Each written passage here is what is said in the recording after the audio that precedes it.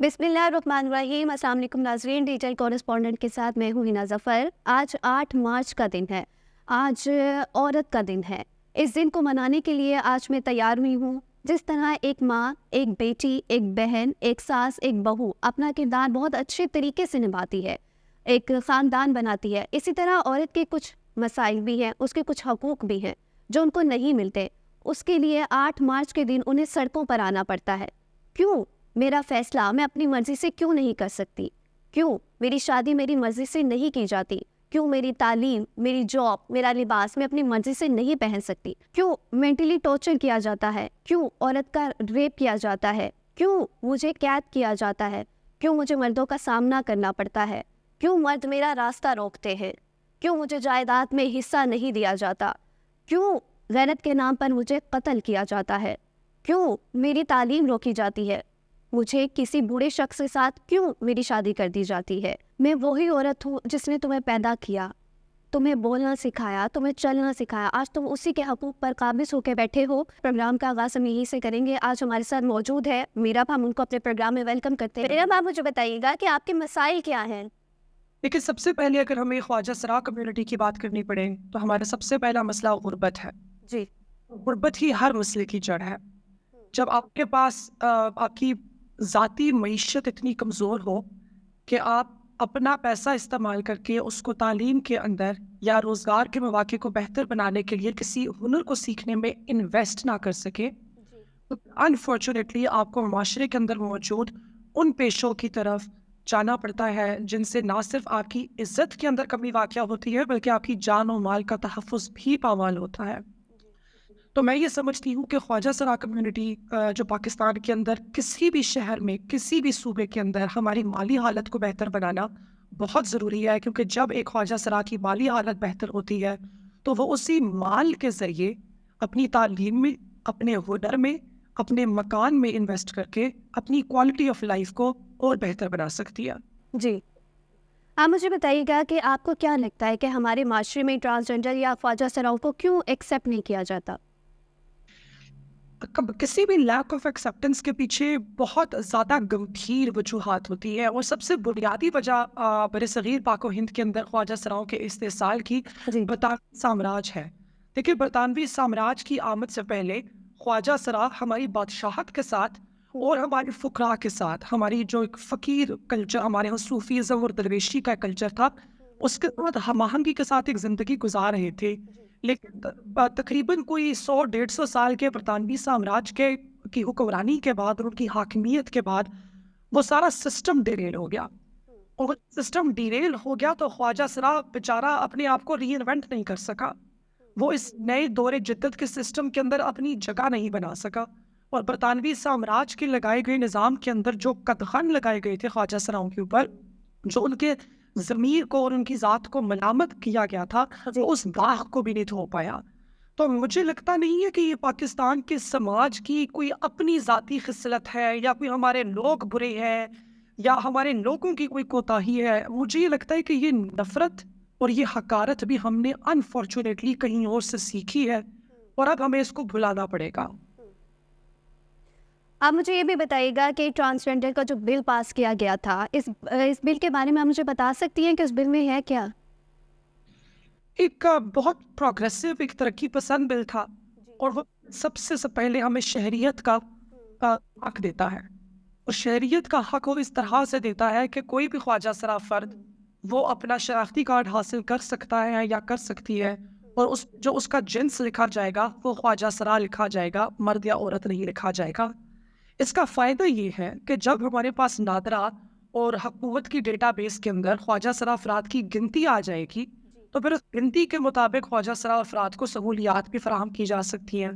Number 3، اس کا بہت بڑا بینیفٹ یہ تھا کہ اب خواجہ سرا افراد بجائے اس کے کہ وہ اس ٹینشن کا شکار رہی کہ ہم نے پبلک مقامات پہ مردوں کے باتھ روم میں جانا ہے کہ عورتوں کے باتھ روم میں جانا ہے، مردوں کے وارڈ میں جانا ہے کہ عورتوں کے وارڈ میں جانا ہے، اب جب آپ کی مخصوص جنسی شناخت کو پہچان مل گئی ہے تو یہ ہر سرکاری دفتر کی ذمہ داری بنتی ہے کہ وہ آپ کے لیے سہولیات بھی فراہم کرے۔ سو یہ کچھ اس کے چیدہ سے موٹے موٹے سے نکات تھے۔ جی، اچھا، آپ مجھے یہ بھی بتائیے گا کہ نئی گورنمنٹ سے آپ کو کیا توقعات ہے؟ نئی گورنمنٹ سے ابھی کافی زیادہ توقعات ہیں، اور مجھے یہ لگتا ہے کہ نئی گورنمنٹ کافی سینسیبل ہے. چیف منسٹر مریم نواز صاحبہ نے اپنی maiden speech on the floor of the Punjab assembly کے اندر انہوں نے خواجہ سرا افراد کا ذکر کیا. وفاقی حکومت کی جانب سے منسٹری آف ہیومن رائٹس کے اندر باقاعدہ اب ایک سیل ہے جس کا انعقاد کر دیا گیا ہے. ہماری کچھ جو امیدیں ہیں، میں صرف 2 بولنا چاہوں گی یہاں پہ. میں زیادہ بڑی امید ہم نہیں لگائیں گے، جتنی چادر ہے انسان کو اتنی پاؤں پھیلانے چاہیے. نمبر 1 یہ کہ ہماری کمیونٹی میں بہت سے افرادوں نے تعلیم حاصل نہیں کی تھی، انہوں نے اسکول چھوڑ دیے ہوئے ہیں کیونکہ ان کو اسکولوں میں چھیڑا جاتا تھا، تنگ کیا جاتا تھا. اور پنجاب حکومت نے ایک بہت اچھا قدم اٹھایا، انہوں نے خواجہ سراؤں کی تعلیم بالغاں کے لیے سیپریٹ اسکول کھولے جس سے ہماری کمیونٹی کو بہت فائدہ ہو رہا ہے. میں یہ چاہتی ہوں کہ ہر صوبہ ان اسکولس کا انعقاد کرے. سندھ کے اندر، خیبر پختونخوا کے اندر بھی ان اسکولس کی بہت ضرورت ہے. نمبر 2، خواجہ سرا افراد کو انفارچونیٹلی اکثر اوقات اپنا گھر چھوڑنا پڑتا ہے یا دوسرے شہروں میں جا کے وکیل ہونا پڑتا ہے روزگار کے سلسلے میں. انفارچونیٹلی چھوٹی عمر کا خواجہ سرا یا بڑی عمر کا خواجہ سرا جب کسی دوسرے شہر میں جاتا ہے، اس کو مکان نہیں ملتا، اس کو رہائش نہیں ملتی، اور اس کو کسی ایسی جگہ پہ رہنا پڑتا ہے جہاں پہ جسم فروشی اس کی مجبوری بن جاتی ہے. تو ہم یہ سمجھتے ہیں کہ اگر ہماری کمیونٹی کے لیے خواجہ سرا مخصوص ہاسٹلز اور شیلٹرز کا قیام کر دیا جائے، بے شک وہ روپے کے عوض کیا جائے، بے شک ہماری کمیونٹی اس پہ 2-4 ہزار روپیہ کرایہ دے رہی ہو مہینے کا، لیکن یہ قدم ضرور اٹھایا جائے تاکہ ہماری کمیونٹی عزت کے ساتھ اپنے ایک مکان کے نیچے رہ سکے. اچھا مہراب، آپ مجھے یہ بھی بتائیے گا کہ آپ پر اس طرح کے بھی الزام لگتے رہے ہیں کہ آپ امریکی ایجنڈا لے کر آئی ہیں.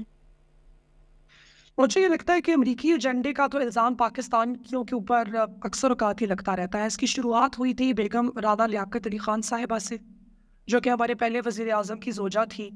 یہی الزامات محترمہ فاطمہ جناح صاحبہ کے اوپر بھی لگائے گئے، محترمہ بینظیر بھٹو صاحبہ پہ بھی لگائے گئے، اکثر اوقات کسی نہ کسی پہ لگائے جاتے ہیں. اب تک مولانا فضل الرحمان صاحب، عمران خان نیازی صاحب پہ یہ الزامات لگا رہے تھے، آج وہ انہی کی حمایت میں کھڑے ہوئے ہیں. تو میرے نزدیک یہ ایک ریٹوریکل انسٹرومنٹ ہے کہ جب بھی آپ نے کسی کی بات کو رد کرنا ہوتا ہے اور آپ کے پاس اس کی بات کو رد کرنے کے لیے منطق موجود نہ ہو، عقل موجود نہ ہو، دلائل موجود نہ ہو، تو آپ اس قسم کے من گھڑت الزامات لگاتے رہتے ہیں. نمبر 2، اگر آپ امریکہ کی اپنی مثال دیکھ لیں تو امریکہ کے اندر 50 اسٹیٹس ہیں. ان 50 اسٹیٹس میں سے تقریباً 27 اسٹیٹس کے اندر ٹرانسجینڈر پرسنس کے خلاف قوانین پاس ہو چکے ہیں. یہاں تک کہ فلوریڈا کی جو ان کی اسٹیٹ ہے، اس میں اب سے کچھ ہفتے پہلے ایک بہت ہی گھناؤنا قانون پاس کیا گیا ہے ٹرانسجینڈر افراد کے خلاف. تو مجھے تو یہ لگتا ہے کہ ٹرانسجینڈر افراد کے خلاف بات کرنا ایک امریکی ایجنڈا ہے، اور اپنے اسی ایجنڈا کو چھپانے کے لیے اکثر اوقات یہ الزام میرے اوپر یا میری طرح کے باقی افراد کے اوپر لگا دیا جاتا ہے، جبکہ ہمارا ایجنڈا بہت صاف ہے اور بہت واضح ہے کہ ہم چاہتے ہیں کہ ہماری کمیونٹی کے افراد بھی قومی دھارے کے اندر شامل ہوں، وہ بھی عزت کی روٹی کمائیں، عزت کے ساتھ روزگار کریں، عزت کے ساتھ اپنی زندگی بسر کریں، ان کے جان و مال کا بھی تحفظ ہو، تاکہ ہماری کمیونٹی بھی یہ ریڈ لائٹ ایریا سے اور اندھیرے کی نوکریوں سے اور اندھیرے کی زندگیوں سے باہر آ کے عزت کے ساتھ اپنی ایک زندگی گزار سکے. اچھا میرا باپ، مجھے یہ بھی بتائیے گا کہ آپ اتنی کنٹروورسی میں کیوں رہتی ہیں؟ کیا ٹرینڈنگ میں رہنے کے لیے؟ میرے خیال سے کچھ میری اپنی غلطیاں ہیں اس کے اندر. میں انسان کو سمارٹ ہونا چاہیے. اب انفارچونیٹلی میری میڈیا ٹریننگ کبھی ہوئی نہیں تھی. اگر میری میڈیا ٹریننگ کبھی ہوئی ہوتی تو مجھے ایز این انڈیویجول پتہ ہوتا کہ مجھے کیا کہنا ہے، مجھے کیا نہیں کہنا. اور یہ کہ دل کی ہر بات کیمرے کے اوپر کر دینا، کبھی کبھار اگلا انسان اس کو سمجھ نہیں پاتا، اور کبھی کبھار آپ کے کاندھے کو ایک آپ کا کاندھا استعمال بھی کیا جاتا ہے، آپ کے کاندھے کے اوپر بندوق رکھ کے چلائی بھی جاتی ہے، نشانہ کسی اور کے اوپر ہوتا ہے لیکن کاندھا آپ کا استعمال کیا جا رہا ہوتا ہے. تو مجھے لگتا ہے اکثر اوقات کنٹروورسی کے اندر مجھے زبردستی شامل کیا جاتا ہے تاکہ مجھے ٹارگٹ بنا کے کسی کو پکڑا جائے. مثال کے طور پہ بھی عدت کیس کا واقعہ ہوا، اس کیس کے واقعے کے اوپر تمام عورتوں کی چیخیں نکل گئی اور انہوں نے بولا کہ یہ کیسے ہو گیا کہ عدالت کے اندر کسی کے جسم کے پرائیویٹ میٹرز ڈسکس ہو رہے ہیں. اب سے ایگزیکٹلی 1.5 سال پہلے 2 سال پہلے میں بھی یہی والی بات کہہ رہی تھی کہ خواجہ سراؤں کے پرائیویٹ میٹرز کو آپ لوگ پبلک ٹی وی ٹرائلز کیوں بنا رہے ہیں، ہمارے اجسام کا پردہ کیوں نہیں ہے، ہمارے اجسام کے اوپر اتنی زیادہ گفتگو کیوں ہو رہی ہے. تب کسی کو سمجھ نہیں آئی. کراچی پریس کلب کے اندر میں نے ایک پریس کانفرنس کی، میں نے اس کے اندر اپنی باقی خواجہ سرا ساتھیوں کے ساتھ آویزہ کیا کہ although آپ لوگوں کو لگ رہا ہے کہ نشانہ اس وقت خواجہ سرا ہے، مگر نشانہ عورت ہے. خواجہ سرا صرف بہانہ ہے. تب بھی کسی کو یہ بات سمجھ نہیں آئی، لیکن جب یہ عدت کیس کا واقعہ ہوا تب سب کے سامنے یہ والی بات واضح ہو گئی. تو اس طرح کا بھی کچھ ماجرا ہے کہ ہمیں سمجھنے کی ضرورت ہے کہ خواجہ سرا افراد کے ساتھ جو کچھ ہو رہا ہے، وہ خواجہ سرا افراد کو جس طرح سے زبردستی کنٹروورسی کا نشانہ بنایا جا رہا ہے، ہم صرف بہانہ ہے. ہم گنتی کے 6,500 افراد ہیں نادرا کے ریکارڈز کے مطابق. اصل نشانہ کل بھی عورت تھی، آج بھی عورت ہے اور آئندہ بھی عورت ہی رہے گی. اچھا میرا باپ یہ بھی بتائیے گا کہ ابھی آپ نے عورت کی بات کی، تو آپ نے اپنے ایک انٹرویو میں بھی تو کہا تھا کہ مرد جو ہے وہ سب سے زیادہ انسیکیور مخلوق ہے اور وہ اپنی مردانگی ہر وقت خطرے میں رہتی ہے اس کی. تو جو آپ مجھے بتائیں کہ آپ نے جو محسوس کیا، آپ اس کی وضاحت کیجیے. اس میں تو کوئی دو رائے نہیں ہے. اس میں تو آپ اگر ہمارے مرد حضرات کے بیانات دیکھ لیں آج کل، اور یہ کوئی نیگیٹو بات نہیں ہے کہ مرد انسیکیور ہے. انسیکیورٹی مرد کے بہت سے افراد کے اندر ہوتی ہے، مگر اس میں کوئی دو رائے نہیں ہے کہ مرد انسیکیور ہے. تبھی آپ دیکھیں آج کل آپ 100 مرد اٹھائیں، 100 پوڈ کاسٹر، اور میں سے میرے خیال سے 99% عورتوں کے اوپر ہی بات کر رہے ہیں کہ عورت کو کیا پہننا چاہیے، عورت کو کیا پکانا چاہیے، اچھی بیوی کیسی ہوتی ہے، الفا میل کیا ہوتا ہے، سگما میل کیا ہوتا ہے، عورت کی حقیقی جگہ کیا ہے. تو خیال سے یہ ذمہ داری مردوں کی بنتی ہے کہ وہ اپنی مردانگی کو زنانگی سے ہٹ کے بھی ڈیفائن کر سکے. اگر مرد کا تمام تر وجود عورت کے ساتھ منسلک کر دیا گیا ہے تو پھر تو مرد کی اپنی انفرادیت ختم ہو گئی. اگر ہم زنانگی کی طرف آ جائیں تو زنانگی تو مرد کے بغیر بھی کافی مکمل ہے. اور میں یہ نہیں کہہ رہی کہ عورت کو مرد کی ضرورت نہیں ہوتی، میں زنانگی کے تصور کی بات کر رہی ہوں. خواتین تو اپنے اندر کافی طور پہ دائم و قائم ہیں. وہ مہندی لگا کے بھی خوش ہیں، ان کے گیت بھی ہیں، ان کی رنگا رنگینی بھی ہے. وہ اپنی زندگی کے اندر ازواج کے رشتے کو شامل بھی کر سکتی ہے. خدا جانے ہمارے مردوں سے، اور خصوصی طور پہ پاکستان کے مردوں کو کیا خوف لاحق ہو گیا ہے کہ عورت کی تعلیم سے، عورت کے آگے بڑھنے سے ان کی ذات میں کسی قسم کی کمی یا کوتاہی واقع ہو رہی ہے. مجھے لگتا ہے کہ یہ انسیکیورٹی بہت انفیئر ہے. یہ مرد خود کے ساتھ زیادتی کر رہے ہیں. ان کو خدا نے اتنا پوٹینشیل دیا ہے، قدرت نے اتنا پوٹینشیل دیا ہے، وہ اس پوٹینشیل کو ضائع کر رہی ہیں، ویسٹ کر رہی ہیں ٹرک کی بتی کے پیچھے لگ کے. عورت کی طاقت، عورت کی کامیابی، عورت کی ترقی سے مرد کو خطرہ نہیں ہے، مرد کو فائدہ ہے. کیونکہ جب عورت مضبوط ہوتی ہے تو مرد کی طاقت کو بھی تقویت بخشتی ہے. عورت کے ساتھ مقابلہ کرنا مرد کی کوتاہی اور مرد کی غلطی ہے. اور جس طرح کے بھی افراد نے مردوں کے دماغ میں یہ فرسودہ خیالات ڈالے ہیں، اس طرح کے مردوں کو اب باقی مردوں کو رد کرنے کی ضرورت ہے. اچھا میرا یہ بھی بتائیے گا کہ پچھلے سال عورت مارچ سے لے کر اب تک جو عورت مارچ ہے اس میں کیا شعور آیا ہے اور اس کا کیا فائدہ ہوا ہے ابھی تک؟ دیکھیں، میں تو ایک خواجہ سرا انسان ہونے کے ناطے عورت مارچ کو ہمیشہ سائڈ سے دیکھتی ہوں. میں ان کو سپورٹ ضرور کرتی ہوں اور آئندہ بھی کرتی رہوں گی، کیونکہ ہم خواجہ سرا کمیونٹی عورت کو عظیم سمجھتے ہیں، ہم عورت کی بہت عزت کرتے ہیں، اور ہم خود کے اندر کیونکہ ایک زنانہ روح کو محسوس کرتے ہیں تو ہمارے دل میں عورت کے لیے ہمیشہ سے بہت عزت رہی ہے. میں آپ کو کچھ اپنی دلچسپ آبزرویشن جو مجھے بہت اچھی لگی ہے عورت مارچ کے حوالے سے. ایک تو مجھے عورت مارچ کی یہ بات اچھی لگی کہ اب عورت مارچ تقریباً ہر صوبے کے اندر موجود ہے، تقریباً، اور ہر شہر کے اندر جو عورت مارچ کا ایک ڈفرینٹ فلیور ہے. اسلام آباد کی عورت مارچ، لاہور کی عورت مارچ، حیدرآباد اور کراچی، ملتان میں بھی، سرائکی وسیب میں، اب آپ کو کافی ایک فرق نظر آتا ہے. وہ اپنا ایک یونیک فلیور لے کے سامنے آتی ہے. نمبر 2، عورت مارچ اب صرف لوکل بات نہیں کر رہی، اب وہ بین الاقوامی بات بھی کر رہی ہے. انہوں نے 2-3 بڑے بڑے پروٹیسٹ نکالے غزہ کے ساتھ اور فلسطین کے اندر سولیڈارٹی شو کرنے کے لیے. جب افغان ریفیوجیز کا اور بلوچ مسنگ پرسنز کا واقعہ ہوا تو انہوں نے ان کے ساتھ نہ صرف حمایت میں احتجاجی مظاہرے نکالے، بلکہ کراچی میں تو عورت مارچ کی ایکٹیوسٹ ڈیٹینشن سینٹرز کے گیٹ کے باہر لائن لگا کے بیٹھ گئے کہ آپ مظلوم اور معصوم پاکستانی بچوں کو ایوے افغانی ڈکلیئر کر کے آپ ان کو اس ملک سے باہر نہیں بھیج سکتے. اس قسم کی جرأت دکھانا ریاست کی تو یہ بھی بتائیے گا کہ فیمنسٹ خواتین بھی ہے اس میں، کوئی بیرونی ایجنڈا تو نہیں لے کر آئے؟ بالکل بھی نہیں. میرے خیال سے تو بیرونی ایجنڈا ہو ہی نہیں سکتا، اور بیرونی ایجنڈا کبھی بھی عورت کے ذریعے پاکستان کے اندر اس کو داخل نہیں کیا جا سکتا. اور میں دوبارہ وہی ایک تاریخی مثال آپ کو دوں گی کہ جب بیگم رانا لیاقت علی خان نے پاکستان کی آزادی کے فوراً بعد نرسز کا ایک کاڈر تیار کیا تھا، جی اور پاکستان ویمن ایسوسی ایشن افوا کے نام سے بنائی تھی، تو انفارچونیٹلی اس زمانے کی بھی جو دقیانوسی لیڈرشپ تھی اس نے ان کے اوپر یہی الزامات لگائے تھے کہ یہ بیرونی ایجنڈا لے کر آئی ہے۔ میں آپ اپنی عوام کو یہ والی بات اور آڈینس کو بھی یہ والی بات بتاتی جاؤں کہ عورت نہ ہوتی اور عورت اگر گھر کی چادر اور چار دیواری سے باہر نکل کے آزادی کی مہم میں حصہ نہ لیتی تو شاید آج ہم ایک آزاد پاکستان میں بھی نہ بیٹھے ہوتے۔ تو عورت کا نکل کر ملک و قوم کی خدمت میں اپنا ہاتھ بٹانا اور اپنی جگہ کلیم کرنا اور اپنے لیے وہ عزت اور رتبہ کلیم کرنا ہمیشہ ملک کی بہتری اور سالمیت کے لیے فائدہ مند ہی ثابت ہوا ہے۔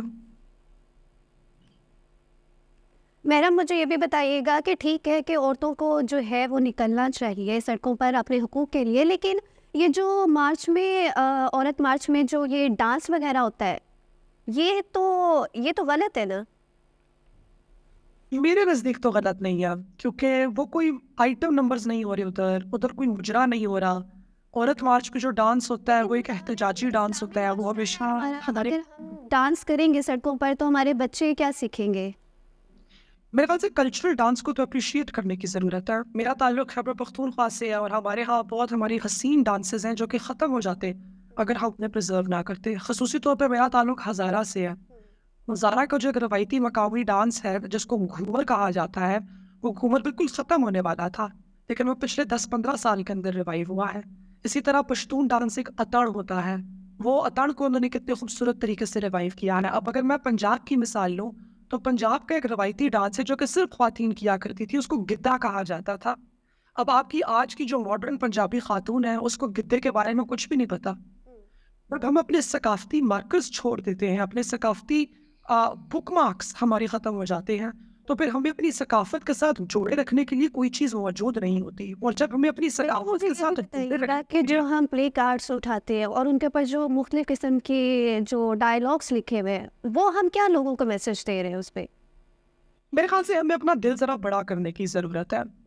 دیکھیے، ایک عورت ہونے کے ناطے آپ بھی یہ سمجھ سکتی ہیں، آپ کی بہت سی خواتین سے بات ہوئی ہوگی کہ عورتوں کے ساتھ بری بھی بہت ہوئی ہے، چھوٹی چھوٹی باتوں سے لے کے بڑی بڑی باتوں تک۔ میں اور کیا مثال دوں؟ آج عوام سے اوپینین لے لیں، کیا عورت کا خلا لینا پاکستان میں آسان ہے؟ ایک اسلامی معاشرے کے اندر جو کہ عورت کے پردے اور چار دیواری کی محافظ نہیں چاہیے، ہر پلیٹ فارم پر یہ جو پلے کارڈس ہے ان کو جو ہے وہ ریجیکٹ کیا گیا ہے، کیوں؟ وجہ کیا ہے؟ مائی پوائنٹ بیسکلی میں اسی پوائنٹ کی طرف ابھی آ رہی تھی۔ تو جب ایک اتنا زیادہ نزلہ، اتنا زیادہ غم و غصہ، اتنا درد اور اتنی تکلیف کسی طبقے کے اندر موجود ہو، اور تو وہ جب نکلتا ہے نا تو اسی طرح ایک چھینک کے ذریعے، ایک تمانچے کے ذریعے باہر آتا ہے۔ تو ہمیں اپنا دل ذرا بڑا کرنے لیکن میڈم ہم ایک سلجھے طریقے سے بھی تو جو ہے وہ مارچ کر سکتے ہیں، اس طرح سے تو یہ ایک نیگیٹو رول پیش ہوتا ہے ہمارا۔ میرے خیال سے میں ایگزیکٹلی مائی پوائنٹ بیسکلی بھی کہ جب بات شروع ہوتی ہے اور اتنے عرصے کے بعد شروع ہوتی ہے تو ہمیں اپنا دل ذرا بڑا کرنے کی ضرورت ہے۔ دیکھیں، ہماری کسی سے ناراضگی ہو، بہت سالوں کے بعد ہماری پہلی ملاقات ان کے ساتھ ہو، جہاں پہ ہمیں کہا گیا ہو، کسی دوسرے نے بتایا ہو کہ بیٹھو یار ذرا بات کرو آپس میں، اس میں شاید گالم گلوچ بھی ہو جائے، اس میں تلخ کلامی بھی ہو جائے۔ جب یہ ڈائیلاگ کا سلسلہ اور مفاہمت کا سلسلہ جاری رہے گا تو چوتھی، پانچویں، چھٹی ملاقات کے اندر باتیں مفاہمت کی طرف آئیں گی، باتیں بہتری کی طرف آئیں گی۔ تو ہمیں اپنا دل بڑا کرنے کی ضرورت ہے۔ اگر ہم چاہتے ہیں کہ ہماری معاشرے کے اندر تمام جنس کے افراد ایک ساتھ ہم آہنگی کے ساتھ آگے چلے، کسی کی ذلت اور رسوائی کا باعث نہ بنے، کسی کی محرومیوں کا ذریعہ نہ بنے، تو شروع کی کچھ جو ہماری باریاں ہوں گی ان کے اندر ہمیں طاقتور طبقے کو کم سے کم اپنا دل بڑا کرنے کی ضرورت ہے۔ اور ایک طرف عورت مارچ ہے، دوسری طرف اس کو کاؤنٹر کرنے کے لیے حیا مارچ بھی کی جا رہی ہے۔ تو یہ تو دیکھیں، ایک ڈیوائڈ اینڈ رول کی پالیسی ہوتی ہے۔ یہ تو خواتین کو سوچنے کی ضرورت ہے کہ ان کو ڈیوائڈ کون کر رہا ہے۔ اس کی ایک چھوٹی سی مثال آپ کو دیتی ہوں کہ ایک جار کے اندر ایک سائنسدان نے سرخ رنگ کی چونٹیوں کو ڈالا اور کالے رنگ کی چونٹیوں کو ڈالا، وہ اپنا کام کرتی رہی۔ پھر وہ آیا اور اس نے جار کو پکڑ کر زور سے یوں ہلایا اور اس نے جار کو رکھا، اور ایجیٹیشن کی وجہ سے لال چونٹیوں اور کالی چونٹیوں نے ایک دوسرے کے اوپر حملہ کر دیا اور 5 منٹ کے بعد ساری چونٹیاں مری ہوئی تھیں۔ اب حیا مارچ والی بری ہے کہ عورت مارچ والی بری ہے؟ یا برا وہ ہے جو کہ ان دونوں کو آپس میں لڑا رہا ہے. اگر عورت متحد نہیں ہوگی تو نقصان کس کا ہے, عورت کا یا کسی اور کا؟ اس سوال پہ سوچنے کی ضرورت ہے. اور آیا مارچ کی جو خواتین ہیں ان سے لاکھ احترام, انہیں بھی اس بات کی سوچنے کی ضرورت ہے کہ اگر وہ عورت ہو کے عورتوں پہ بے حیائی کا الزام لگا رہی ہیں تو کیا عورت کو بے حیا ڈکلیئر کرنا عام نہیں کر رہی؟ کیا کل کو وہی انگلی ان کے اوپر نہیں آ سکتی؟ اس پہ سوچنے کی ضرورت ہے. جی بالکل. مجھے یہ بھی بتائیے گا کہ آپ لوگوں کے جو گھر والے ہیں, معاشرے والے جو ہیں, وہ آپ لوگ کو کیوں ایکسیپٹ کیوں نہیں کرتے؟ کیوں جس طرح سے ایک عورت اور ایک بیٹی اور ایک بیٹا ہے اس کے لیے پیرنٹس اسٹینڈ لیتے ہیں لیکن آپ لوگوں کے لیے اسٹینڈ نہیں لیتے, کیا وجہ ہے؟ مجھے لگتا ہے اس کی وجہ, سب سے بنیادی وجہ یہ ہے کہ ہمارے معاشرے میں بیٹے کو عورت پہ عظمت دی جاتی ہے. بیٹی پہ ہمارے یہاں بیٹے کا رتبہ ذرا زیادہ ہوتا ہے. کہتے ہیں کہ بیٹا زیادہ اچھی چیز ہے. تو جب ایک خواجہ سرا اولاد آپ کے یہاں پیدا ہوتی ہے تو انیشلی طور پہ تو معاشرے کو یہی کہا جاتا ہے نا کہ ہمارے یہاں بیٹا پیدا ہوا ہے.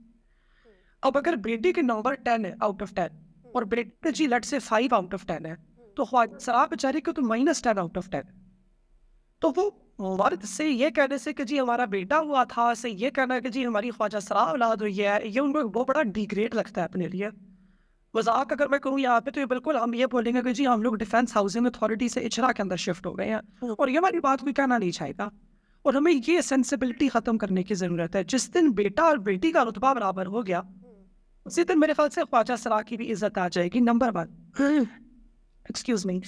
نمبر 2 کچھ چیزوں کو نا ہم نے ایویں شرم کے ساتھ ایسوسیٹ کر دیا ہے. اس کو انگریزی میں پالیٹکس آف شیم کہا جاتا ہے.